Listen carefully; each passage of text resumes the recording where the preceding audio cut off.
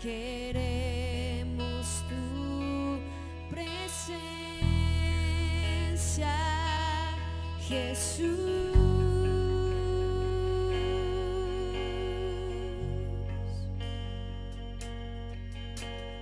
Al que está sentado en el trono, al que vive para siempre y siempre, sea la gloria, sea la honra y el poder, sea la gloria, sea...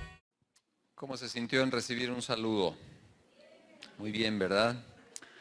Es una bendición estar reunidos esta mañana en torno a aquel que es el origen del amor, aquel que es el precursor del amor. Esta no fue idea del hombre, esta no es idea de San Valentín o de no sé quién. Esto viene a través de el corazón de nuestro Padre. El mundo no estaba bien, usted y yo no estábamos bien. Entonces el objeto precioso que es usted del amor de Dios, por su extravío y el mío, movimos el corazón de Dios. El corazón de Dios se mueve, el corazón de Dios late por el bienestar de lo creado, y como la cumbre de la creación fue el hombre, por supuesto que se estableció un plan para salvación, para vida eterna. Vamos a ir pues a la palabra del Señor, y yo le voy a pedir a quien esté ayudándonos, nos proyecte por favor Primera de Juan. Todo el capítulo, bueno, desde el capítulo 3, pero gran parte del capítulo 4 es una bendición que estaremos leyendo y escudriñando en esta tarde. Acompáñeme por favor, primera epístola de San Juan, capítulo 4. Vamos a dar lectura del verso 7, por favor, verso 7 en adelante.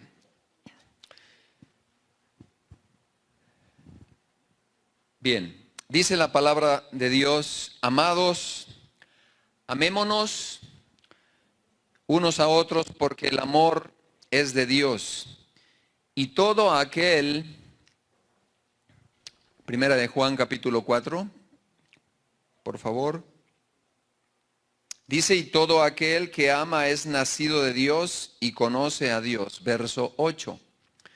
Verso 8 dice: el que no ama no ha conocido ¿a quién? No ha conocido a Dios, porque Dios es amor. Siguiente. En esto se mostró el amor de Dios para con nosotros, en que Dios envió, diga conmigo, envió a su Hijo unigénito al mundo para que vivamos por Él. Verso 10. En esto consiste el amor, no en que nosotros hayamos amado a Dios, sino en que Él nos amó a nosotros, y no se queda ahí, porque el amor ahí se hubiese quedado sumamente corto. Dice enseguida: y envió a su Hijo en propiciación por nuestros pecados. Verso 11. Amados, si Dios nos ha amado así, debemos también nosotros amarnos los unos a los otros. Nadie ha visto jamás a Dios. Si nos amamos unos a otros, Dios permanece en nosotros y su amor se ha perfeccionado en nosotros. Me detengo tantito ahí. Me llama la atención que dice la Escritura que jamás nadie ha visto a Dios. Y al mismo tiempo hace alusión a que nosotros podamos amarnos los unos a los otros. Y hace alusión porque de esta manera otros verán a Dios. Yo no sé si usted se ha detenido ahí. A través de que sus hijos, a través de que su pueblo nos podamos amar los unos a los otros, otros verán a Dios, otros conocerán a Dios. Qué valiosa reflexión, qué valioso detenimiento en que el que tú y yo podamos mostrar el amor a otros, otros verán. ¿Recuerdas aquella porción en la palabra en el Nuevo Testamento donde algunos gentiles se impresionaron y dijeron, mira cómo se aman? ¿Recuerdas esa porción? Mira cómo se aman. ¿Les impresionó el cómo los hijos de Dios podían amarse los unos a los otros? Verso 13. Dice, en esto conocemos que permanecemos en Él y Él en nosotros, en que nos ha dado, ¿qué cosa? De su Espíritu. No solo mandó a su Hijo, sino que nos ha dado de su Espíritu. Verso 14. Y nosotros hemos visto y testificamos que el Padre ha venido al Hijo. Ha enviado perdón al Hijo, el Salvador del mundo. Y todo aquel que confiese que Jesús es el Hijo de Dios, Dios permanece en Él y Él en Dios. Y nosotros hemos conocido, y no solo hemos conocido, dice la palabra, y hemos creído el amor que Dios tiene para con nosotros. Dios es amor y el que permanece en amor permanece en Dios y Dios en él. Qué coyunturas, qué ligaduras tan fuertes. Si usted analiza este texto, dice, nosotros hemos conocido y creído. Diga conmigo, conocido y creído. A veces primero creemos y luego conocemos. Es tan importante el conocimiento porque el conocimiento te hace depositar confianza en el objeto de aquello que empiezas a conocer. Por eso la palabra de Dios es tan importante que nosotros la vayamos conociendo. Y cuando tú empiezas a conocer a Jesús, te das cuenta que es totalmente confiable y que puedes depositar en Él a través de que le vas conociendo. Puedes depositar tus penas, tus problemas, tus necesidades, tus aflicciones. El lugar más seguro donde tú puedes depositar aquello que te apura, que te preocupa, está completamente aterrizado en el corazón de Dios. Pero basado en el amor que Él ha manifestado a tu vida y a mi vida, dice ahí la Escritura. Dice que nosotros, nosotros hemos conocido y creído el amor que Dios tiene en nosotros. Conocido, creído el amor que Dios tiene para con nosotros. A través de su Hijo Jesucristo. Y luego dice enseguida, Dios es amor. El principio, el fin, el alfa y el omega en su naturaleza divina, el atributo más poderoso con el cual nosotros podemos compartir con Él es el amor. Usted y yo no podemos ser omniscientes, no podemos ser omnipresentes, no podemos tener otros atributos. Entonces el Señor dice, por lo menos en esto sí me pueden imitar. En esto sí se pueden conectar con mis atributos, con el amor. Con el amor.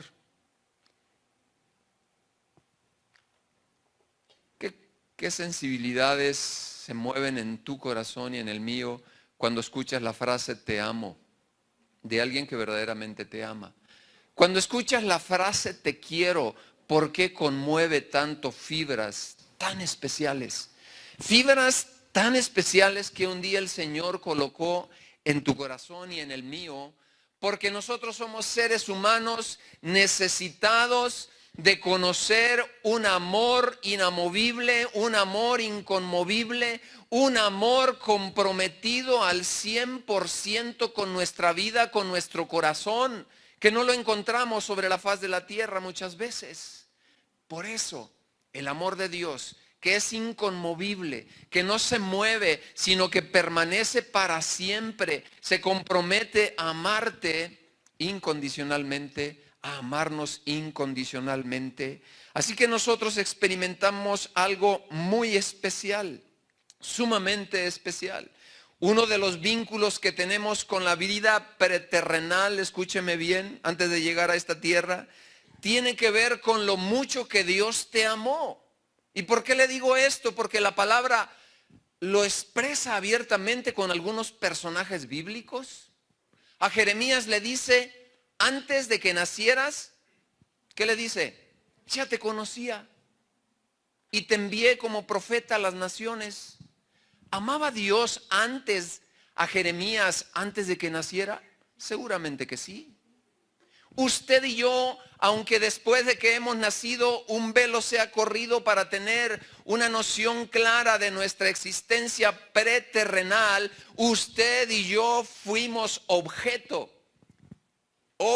del amor de Dios. Entonces cuando llegamos a esta tierra, algo evoca de nuestro pasado y es el amor que Dios ya nos tenía antes de que naciéramos. ¿Te conocía el Señor antes de que nacieras? ¿Te amaba el Señor antes de que nacieras? Por eso no podemos vivir y caminar en una tierra donde el desamor, el odio que reina hoy día sobre las naciones puede ser lo que domine. Porque hemos tenido una experiencia antes de llegar a esta tierra del amor de Dios. Y no solo eso, sino venimos a esta tierra y el objeto del amor de Dios se encarna, su Hijo Jesucristo, para manifestarse plenamente a esta generación y a las generaciones pasadas y futuras, las que han de venir, el objeto de su amor, de atraernos. Dice la palabra de Dios, con lazos de amor me atrajiste hacia ti. ¿Cuándo? ¿Qué día? Dios quiso tirarte esos lazos y empezar a trabajar en tu corazón. Empezar a religarte, a empezar a aproximarte con Él para que tu vida, tu corazón, el objeto del plan y del propósito de tu vida alcanzase los planes eternos que Él ha tenido contigo, con tu familia. Así que a Jeremías le dice eso, fuiste conocido. Es importante conocer, pero también es importante creer. Si usted cree que Dios le amaba desde antes de llegar aquí, usted tiene que saber que ese amor no ha cesado. Y no ha cesado, tan es así, que buscó maneras para atraerte y un día doblaras tus rodillas, tu corazón a Él y le dijeras, Señor, de veras me arrepiento. De veras te entrego mi corazón, te entrego mi vida. ¿Cuántos de los que estamos aquí estábamos extraviados? Extraviados, sin esperanza y sin Dios, como dice la Escritura. Y necesitamos que el amor de Dios viniera y tocara nuestro corazón, pero que también usted y yo tuviéramos una respuesta adecuada. ¿Sabe que hoy día no nos gusta escuchar a veces sobre el arrepentimiento?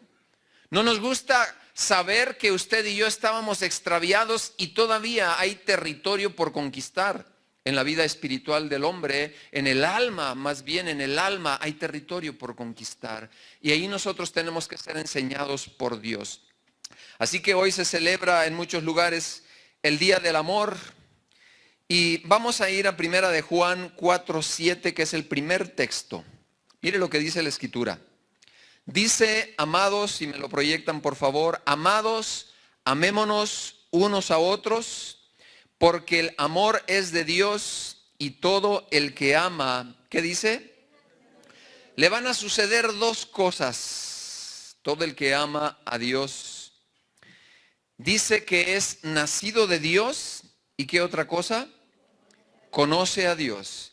Así que la importancia del efecto de Dios, la repercusión, los efectos de Dios en la vida de una persona que se apertura, que abre su corazón, que le dice al Señor, sí, yo deseo ser un depósito de tu amor en el sentido de conocerte. Dice aquí que el que es nacido de Dios, el amor de Dios va a tener repercusiones porque te va a llevar a ser una persona nacida en Dios y una persona también que conoce a Dios. Así que el nacido de Dios, el que ha nacido de Dios empieza a tener grandes beneficios. ¿Grandes qué? Grandes beneficios. Usted, si es una persona que ha nacido de Dios, tiene cantidades grandes de beneficios. El primero de ellos es que usted va a empezar a conocer a Dios. ¿Cuál es el primer beneficio? Que vamos a empezar a conocer el creador del universo. ¿Cuántos de ustedes han visto programas tal vez en Discovery o en algún otro canal donde el planeta azul visto a distancia se ve como una gota? Tal vez la yema del dedo pequeño de usted se queda grande. A la distancia telescópica, la observación de este hábitat llamado Tierra se ve como el punto azul. Y lo llaman así, el planeta azul. ¿Y cuánta gente cabe ahí? ¿Y cuántos pecados caben ahí? ¿Cuánta gente? Así que a los ojos de Dios, una gotita insignificante, a los ojos suyos y míos, un punto azul, la tierra. Él la hizo y uno dice, pues eso es desproporcional a quién es Dios. Los cielos de los cielos de los cielos no lo pueden contener o atrapar porque Él lo creó todo. Y Él es mucho más grande, mucho más poderoso que todo el universo junto. Entonces, al que es nacido de Dios, le empiezan a suceder algunas cosas. Empieza a conocer a Dios. Ahí en Primera de Juan lo dice, nadie puede ir conociendo verdaderamente al Dios del universo si primeramente no es nacido de Dios. Uno de los beneficios del amor de Dios es que usted y yo somos nacidos. Jeremías, vamos a la escritura, ella nos puede ir enseñando. Vamos a ir a la palabra. Jeremías 31, 34, si me lo pueden proyectar, por favor. Y cuando hablamos de conocer a Dios, Dios ya lo había contemplado, lo que habría de suceder una vez que Jesús viniera a esta tierra. Y hablando proféticamente, el Señor nos tiene esta palabra. Nos dice, hablando para estos tiempos, y no enseñará más ninguno a su prójimo. Pues entonces, ¿para qué venimos, verdad? Bueno, está apelando a que el Espíritu Santo es más poderoso que cualquier maestro. Ya se antelaba, ya se anticipada, ya había una anticipada muestra de lo que habría de venir y lo que había de bendecirnos el Espíritu Santo. Dice, y no enseñará ninguno a su prójimo, ni ninguno, absolutamente ninguno, a su hermano, diciendo, conoce al Señor, porque todos me conocerán. Todos me conocerán. Llegará ese tiempo en que me conocerán, desde el más pequeño de ellos hasta el más grande, dice Jehová el Señor. Dice, porque perdonaré la maldad de ellos y no me acordaré más de su pecado. Entonces inferimos con estas frases que para ser nacido de Dios y para conocer a Dios necesitamos pasar por un proceso donde Dios también ya lo había anticipado, donde dice, yo necesitaré tener y ejecutar perdón en ese corazón. Si no se ejecuta perdón, no se ejecuta limpieza, mis amados hermanos. La ley es necesaria predicarla porque la ley nos apunta a la condición vil, a la condición pecaminosa, a la condición de carencia, a la condición de necesidad que usted y yo tenemos. Entonces la Escritura lo dice muy claro ahí, dice, porque perdonaré, me conocerán cuando les haya perdonado maldad. ¿Reside algo de naturaleza todavía pecaminosa en usted? ¿O es pura naturaleza divina? Pastor, yo traigo 2 aureolas, no una, yo traigo 2, ¿verdad? La Escritura dice que efectivamente Él vendría a perdonar maldad en el corazón de los hombres. Y le pregunto yo, en base a esa Escritura, ¿Dios tiene problemas con perdonar sus errores y sus maldades? ¿Sí o no? ¿Y usted tiene problemas por perdonar los errores y las maldades de otros? Pues depende, pastor. Depende. Pues no debe de depender. ¿Qué dice ahí la Escritura? Dice, no me acordaré más de su pecado. ¿Y por qué usted sí se acuerda de los pecados de su marido, de su suegra, de su esposo, de su esposa, de la que no era, de la nuera? ¿Por qué? ¿Por qué? ¿Querrá Dios todavía trabajar con su amor? ¿Todavía limpiar algunas áreas de su vida, de su corazón, de la mía, para que nosotros aprendamos a parecernos mucho más a Él? Dice que si usted es nacido en Dios, empezará a conocer de Dios. ¿Cuánto nosotros tenemos de estorbo para que podamos ser personas que le digamos, Señor, pues yo quiero vivir en una limpieza y en un conocimiento pleno de ti? Si yo le pregunto en esta tarde cuántos quieren conocer más a Dios, usted va a levantar sus manos. Pero le tengo una novedad. Para conocer más de Él, tenemos que dejar que Él nos trate. Que Él trate con tu corazón y con el mío. Y le digamos, Señor, de veras yo te quiero conocer más. No me acordaré más de tus pecados. No me acordaré más de tu circunstancia. Así que, ¿qué otra cosa tiene el nacido de Dios? Dice la Escritura que el nacido de Dios no es nacido de voluntad de ¿qué? Ni es nacido de sangre, ni es nacido de voluntad de ¿quién? De hombres. Pastor, ¿a qué horas nací? En todos los hospitales, en la sala de expulsión de partos y en los quirófanos, usted va a ver un reloj. Usted tiene que llevar un registro. Yo le pregunto, ¿a qué horas nació usted? Qué buena pregunta, ¿verdad? O apenas lleva 7 meses y todavía no ha nacido. Le faltan 2. Usted, si ha nacido de nuevo, ¿nació por voluntad de quién? De Dios. Y usted nació por el Espíritu de Dios, por el Espíritu Santo. Y en esta mañana tenemos que ir aprendiendo. El nacido de Dios va a tener ese gran beneficio que en primer lugar va a empezar a conocer más de Dios. En segundo lugar, el nacido de Dios no practica el pecado. Enorme beneficio, enorme bendición. Ya no se va a deleitar en la maldad. Y esto porque un día el amor de Dios lo atrajo. Vayamos a la palabra, que ella tiene algo que decirnos en relación a esto, amados hermanos. Primera de Juan, capítulo 3, verso 9. Ahí muy cerquita. Primera de Juan 3, 9. Dice la Escritura: y todo el que es nacido de ¿quién? Y todo el que es nacido de Dios no practica ¿qué cosa? No practica el pecado. Recuerde que hace un momento le estaba yo explicando que es necesario para que usted sea un nacido de Dios, que Dios trate con su pecado y con el mío. Aquí sigue la idea, aquí sigue el rumbo, aquí sigue la dirección. Todo aquel que es nacido de Dios, entonces, no practica el pecado, porque la simiente de Dios permanece en él y no puede pecar porque es nacido de Dios. ¿Qué significa esto, pastor? Que un nacido de Dios no peca. No significa eso.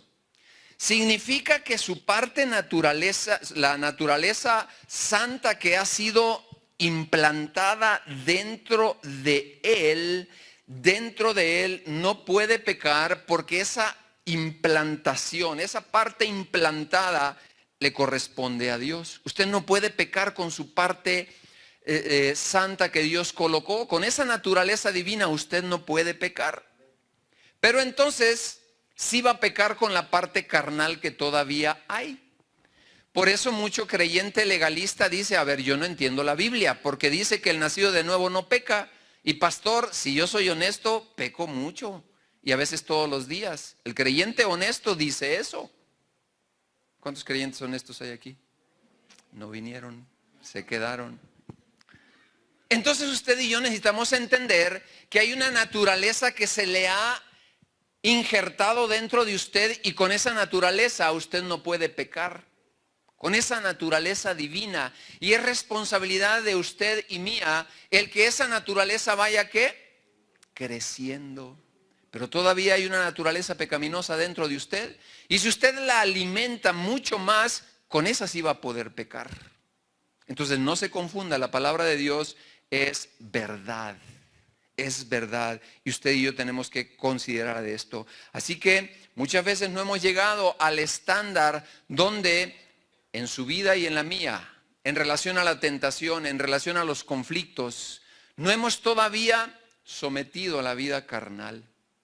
La carne se levanta y quiere señorearse. ¿Qué otro beneficio encontramos? Aquel que es nacido de Dios por su amor llega a tener una fe que no tenía en Cristo.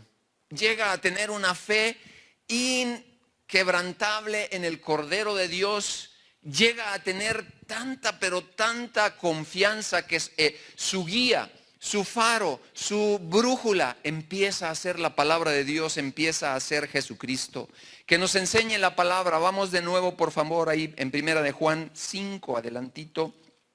Verso 1 dice: y todo el que cree que Jesús es el Cristo, ¿qué dice? ¿Es nacido de quién? De Dios. El que no creía empezó a creer. El hombre que no era un hombre, la mujer que no era una mujer de fe, empieza ahora a tener una plataforma que no tenía y a desarrollar unas bases y unos pilares que empiezan a hacer de ese hombre un hombre de fe. Una mujer de fe que dice: yo no me voy a mover de esto. Dios lo ha dicho y lo hará. ¿Cuántos creen eso? Entonces empieza a tener otro gran beneficio, que el amor de Dios que un día le visitó, ahora lo está convirtiendo en un hombre de fe, en una mujer de fe. Ahora puede creer lo que antes no podía creer. Dice la Escritura tan claro ahí que el nacido de Dios cree en Cristo. Y todo aquel que ama al que le engendró. Si usted ama a Dios porque Dios lo engendró, estamos hablando acerca del nacido de Dios. Dice que empieza a amar a aquel que lo engendró. Usted no fue engendrado espiritualmente por una iglesia, por un pastor, por sí mismo. El Espíritu Santo lo engendró y luego lo hizo nacer. Por eso habla la palabra de que usted es un nacido de Dios. Y todo aquel que ama al que engendró, ama también al que ha sido engendrado por él. Así que el hombre nacido de Dios es el único que está dotado para tener capacidades diferentes, en el sentido de que ya la condición adámica, la condición carnal, empieza a perder fuerza. Yo le haría una pregunta. ¿Cuántos años tiene de creyente? No me diga. Pero le hago otra pregunta, y esta pregunta sí me gustaría que usted se la respondiera a sí mismo. ¿Cuánta fuerza ha perdido la maldad en su corazón? ¿Cuánta fuerza ha perdido la maldad en su corazón, en sus pensamientos? Porque el cristianismo no se mide por la cantidad de años que usted tiene asistiendo a una congregación. La cantidad de años no dice mucho, ni cuando usted hizo la decisión. Se mide en base cuán diligente usted ha sido con la obra del Espíritu Santo en su mente y en su corazón. Indudablemente, esto es inequívoco. Una persona que entrega su vida plenamente al Señor, esa persona va a ir teniendo una gran pérdida de atracción sobre la maldad. Y ahí es donde Dios es glorificado. Dice la palabra de Dios que debemos de glorificarlo. Dice: y en esto es glorificado, en que llevemos fruto, que llevemos mucho fruto. Hay gente que solo se queda pensando que el gran fruto que lleva al Señor son almas, y está muy bien. Eso es un gran fruto. Pero hay un gran fruto que el Señor te anda buscando internamente en tu vida y en mi vida, en tu corazón y en el mío. ¿Cuánta fuerza ha perdido el pecado en tu corazón y en el mío? ¿Cuánta? Usted y yo podemos decirle al Señor: examina mi corazón, Señor, y muéstrame cuánta fuerza ha perdido. ¿Cómo usted y yo manejamos nuestra vida? ¿Cómo usted y yo manejamos nuestros conflictos? ¿Estamos todavía levantando nuestra vida carnal? Porque ahí sí podemos pecar mucho. ¿O estamos levantando la vida espiritual que ha sido depositada dentro nuestro? Así que el hombre nacido de Dios estará dotado de capacidades que lo harán diferente de ser un hombre carnal a ser un hombre espiritual. Ahora usted y yo ya tenemos esa naturaleza espiritual y ya no va a luchar solo. El Espíritu Santo va a estar ahí con usted. Por eso es tan importante ese coach llamado Espíritu Santo. Y yo le digo, si usted ha nacido de nuevo, yo le digo: bienvenido, bienvenida. a escuchar la voz del Espíritu Santo. Usted se la puede perder si no es sensible a la voz del Espíritu Santo. ¿Cada cuándo el Espíritu Santo va a hablarle? Diga conmigo, todos los días. Todos los días el Espíritu de Dios quiere hablarle a su corazón y al mío. Es más, le habla. Que no lo escuchemos es un poquito diferente. Así que ese nuevo hombre interior agrada a Dios porque tiene en sí el fruto del Espíritu.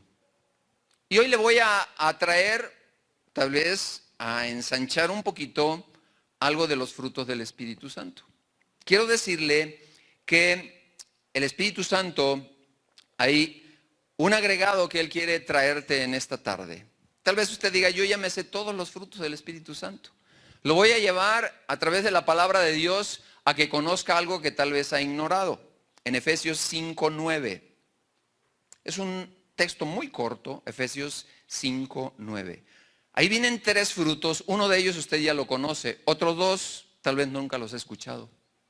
Efesios capítulo 5, verso 9. Dice la Escritura, porque el fruto del Espíritu es en toda bondad. Este usted ya lo conoce. Los otros 2, tal vez usted no los ha considerado como frutos del Espíritu que Dios quiere desarrollar en su corazón y en el mío, que es la justicia y la verdad. Tal vez usted diga, bueno, entiendo que debemos de vivir en verdad, pero este fruto del Espíritu Santo, Dios le ha colocado en un mundo totalmente injusto. ¿Sabe por qué? Porque usted necesita empezar a gastar la justicia de Dios, haciendo actos justos. Pastor, ¿cómo se gasta la justicia? Teniendo pensamientos justos, tomando decisiones justas, realizando obras justas. Dice que uno de esos frutos es la justicia. ¿Conoce usted creyentes o existe la posibilidad de que haya creyentes injustos? Es posible. ¿Existe la posibilidad de que la mentira todavía en esa vida carnal se quiera enseñorear de usted y de los suyos? Es posible. Pero aquí dice la Escritura, la palabra de Dios, que usted y yo tenemos que tener cuidado. Si usted es un nacido de nuevo, una nacida de nuevo, se tiene que ver por todos los 9 frutos del Espíritu Santo y estos 2 accesorios que se los estoy colocando ahí en la mesa. ¿Cuánta justicia, cuánta verdad? ¿Cuánta justicia, cuánta verdad? Así lo dice la Escritura. Así que el nacido de Dios tiene que vivir una vida justa. Otro beneficio del nacido de Dios es que vence al mundo. Cuando el amor de Dios vino a tu corazón, empezó a hacer una obra para que tú fueras una vencedora, para que tú y yo fuéramos unos vencedores y pudiéramos conquistar la corriente de este sistema inmoral, de este sistema corrompido, de este mundo pervertido. Y ahí lo dice, Primera de Juan, vamos a Primera de Juan 5:4, ahí adelantito. Vuelve a hacer énfasis en el nacido de Dios. Dile a tu vecino, eso está hablando de ti. Está hablando de ti si has nacido de Dios. Por supuesto, está hablando de ti, está hablando de mí.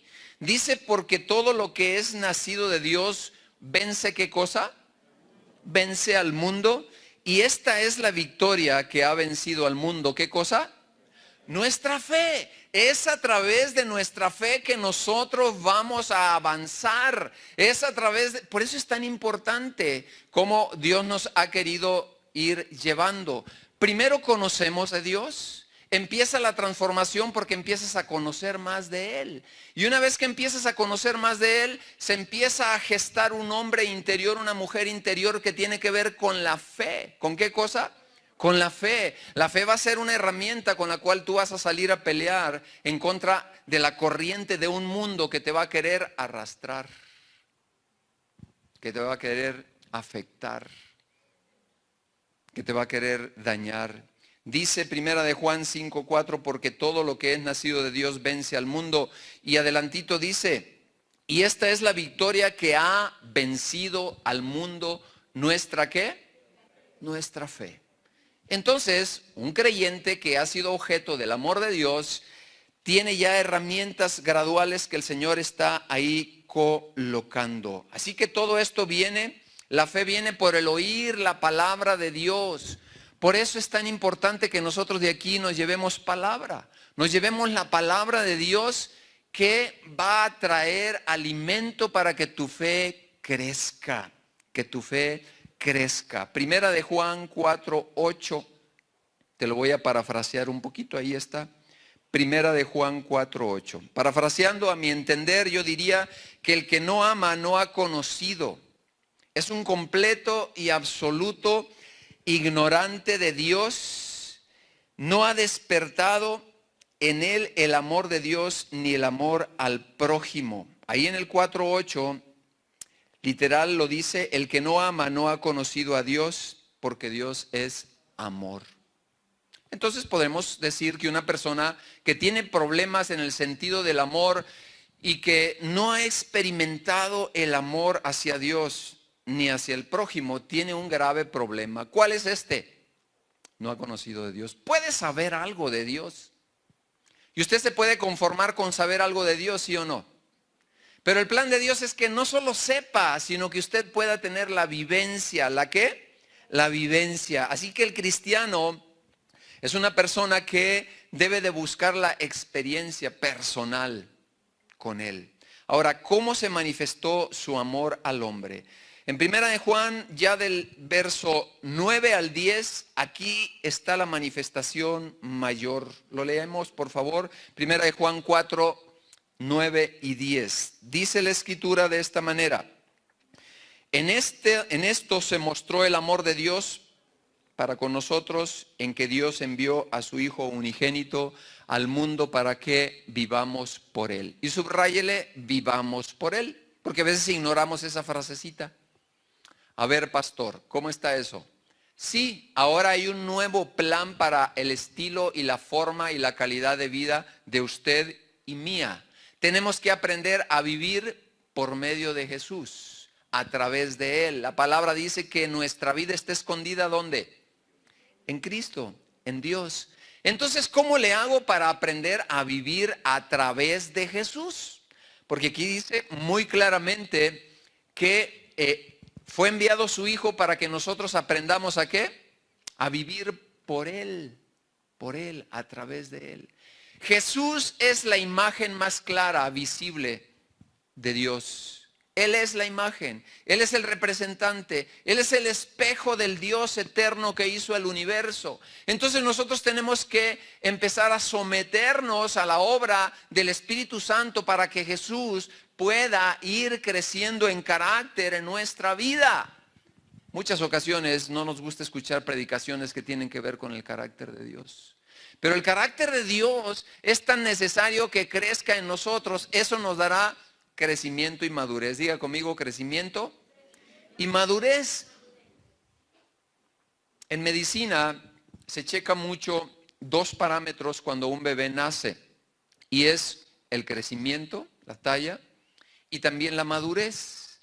Hay ocasiones que hay complicaciones porque es tiempo de que nazca el bebé por una complicación. Entonces el ginecólogo o el pediatra o el neonatólogo dicen, bueno, este niño no puede nacer porque sus pulmones no están maduros. Necesitamos madurarlo, por lo menos necesitamos una semana o un poquito más de tiempo. Y la ciencia ha encontrado algunas sustancias que pueden acelerar un poco la madurez y pueda entonces venir a este mundo. Cuando la madre está en una condición de riesgo mortal, es tan importante ella, pero tan importante el bebé. Entonces nosotros tenemos que crecer, diga conmigo, y que madurar. Dos parámetros como hijos, como hijas de Dios que tienen que ver. Usted ha visto, tal vez en la infancia era fans de Chabelo. Usted lo veía grandototote al Chabelo, ¿verdad? Y se comportaba como ¿qué? Como niño. Había otro más antiguo que se llamaba Genruchito, que también era un bebesote. Entonces pueden suceder fenómenos en nuestro crecimiento, en nuestro desarrollo, donde nos hemos estancado posiblemente, y Dios dice, yo necesito que dentro de ti haya dos cosas: que crezcas en la palabra, que crezcas en estatura, que este año el Señor pueda añadirte una gracia especial para que vayas tomando una talla mucho más alta de crecimiento y de madurez. La madurez tiene que ver cómo usted responde a la vida y a las circunstancias. Ahí es donde somos probados. ¿Cómo respondes cuando el bebé tiene 40 grados de temperatura en la noche, papá? Y entonces la mamá, se le juntan dos bebés. Ya no sabe qué hacer con el bebé pequeño y con el grande. Sabía que hay personas, a mí me tocó ver muchos esposos que se enojaban porque sus hijos se enfermaban. Llevaban enojadísimos al consultorio. Y tú dices, a ver, ¿de dónde viene esto? ¿Hay congruencia en que él se enoje porque tiene un bebé enfermo? ¿Por la impotencia? Sí, a veces los hombres somos muy objetivos y quisiéramos resolver las cosas así.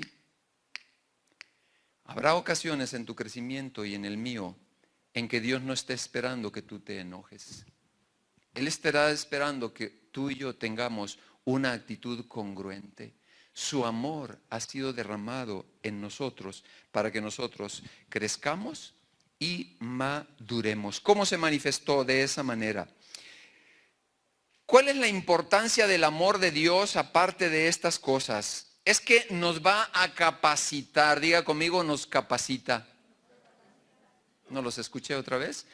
Dios a través de su amor nos va a capacitar. Entonces su amor es sumamente benéfico. Ya vimos las bendiciones que nos trae la palabra de Dios cuando nosotros empezamos a caminar con Él. Pero ahora todo aquello era para recibir.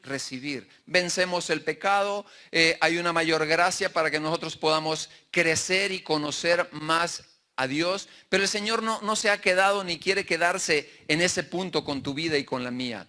El Señor quiere que usted y yo seamos capacitados ¿para qué cosa? Para amar a otros. Diga conmigo, para amar a otros. Esto es algo maravilloso. Ahí en 1 de Juan 4, 11 y 12, mire lo que dice. Amados, si Dios nos ha amado así, y usted diría, ¿cómo? Pues entregando a su Hijo de una manera incondicional, de una manera sumamente vasta, de una manera extraordinaria. Dice, debemos, diga, tengo un deber y es amar a mi prójimo. Amémonos unos a otros. ¿Cómo nos amamos?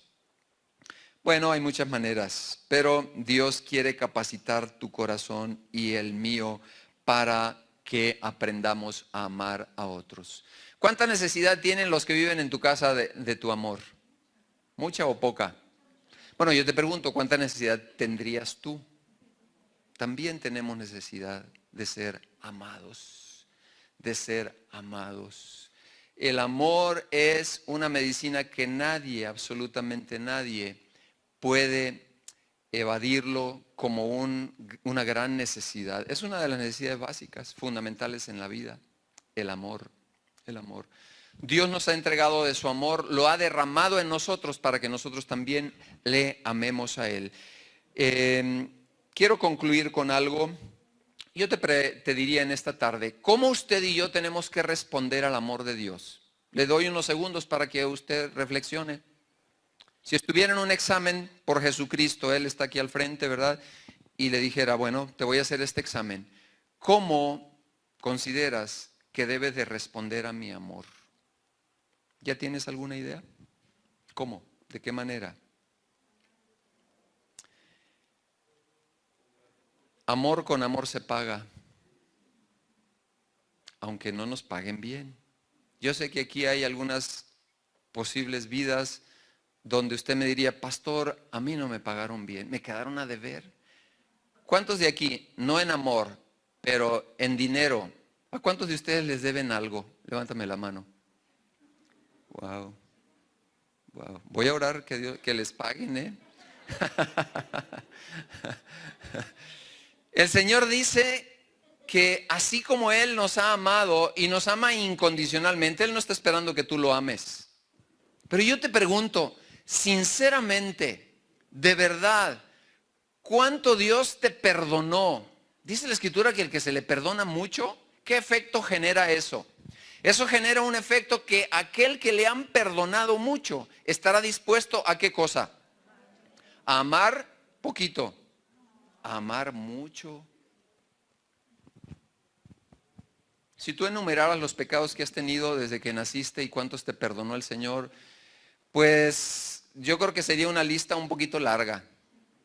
Un poquito larga. Entonces nosotros tenemos que tener una respuesta. El amor se debe de pagar con amor. Mateo 22:37, Jesús le dijo, amarás al Señor tu Dios ¿con qué cosa? Con todo tu corazón, con toda tu alma y con toda tu mente.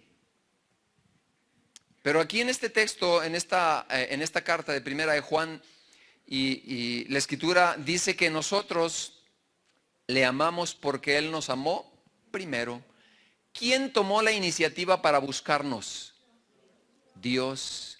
Y entonces nosotros hacemos solo una pequeña réplica si tomamos la decisión de amarle.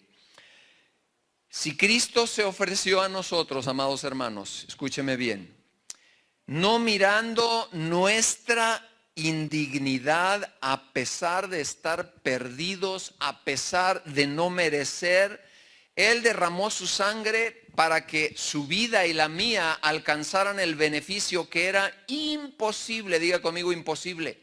Era imposible que usted y yo pudiéramos tener, aunque fuera una parte minúscula a nuestro favor para alcanzar salvación y para alcanzar vida eterna. Entonces, ¿cómo no hemos de rendirle culto? ¿Cómo no hemos de adorarle? ¿Cómo no hemos de levantar nuestra voz y nuestras manos cuando nos reunimos? Me preocupa como pastor sobremanera a veces ver parte del pueblo de Dios inmutado en la alabanza, que no hay expresión. Eso me preocupa. Yo me pregunto, ¿este es nacido de qué? Porque de Dios, ¿quién sabe? Perdóneme, pero esas preguntas yo me hago a veces como pastor. Porque debería de ser una expresión totalmente natural que yo llego y me entrego a mi Señor. Le debo tanto que esto ni siquiera llega al mínimo del mínimo del mínimo de un abonito. Ni a eso llegamos, no podemos. Entonces cuando estamos en un lugar y nos hemos reunido para alabar y adorar a Dios, una de las maneras de cómo yo demuestro mi amor por Él es que yo voy a derretirme en amor por Él. Voy a levantar mis manos, voy a adorarle. Y si no las levanta, no importa. Pero que usted en su interior esté adorando al Señor y esté prendido en adoración. ¿De qué otra manera podemos nosotros regresarle algo del amor que nos ha sido derramado? Que la palabra de Dios nos enseñe en esta tarde. Isaías 10, versos 6 y 7, si lo podemos proyectar. ¿De qué otra forma, de qué otra manera? Ya sé que debo de amarlo, ya sé que yo debo de adorarlo de todo corazón, en espíritu y en verdad, pero también debo de tener algo en mi corazón. Isaías capítulo 10, versos 6 y verso 7, verso 6 que nos dice. El verso 6 de Isaías 10 dice: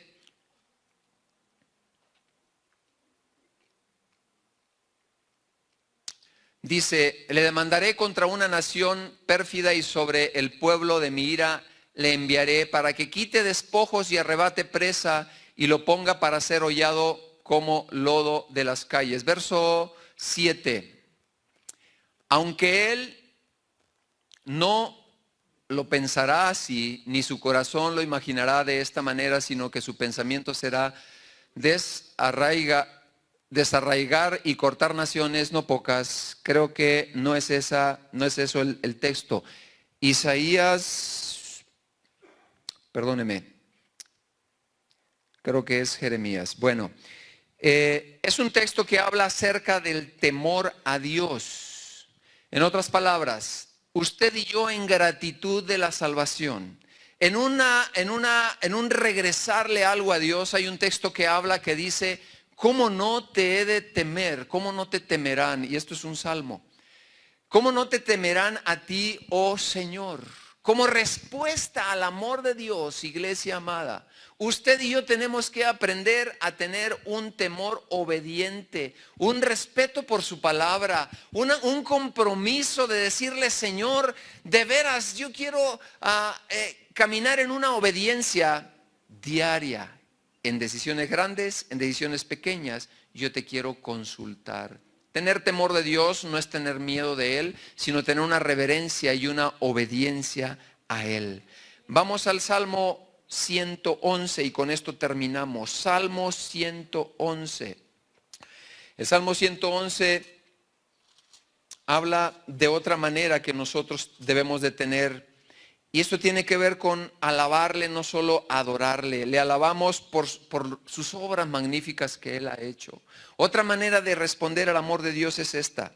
Dice, alabaré a Jehová con todo el corazón, en la compañía y en la congregación de los rectos.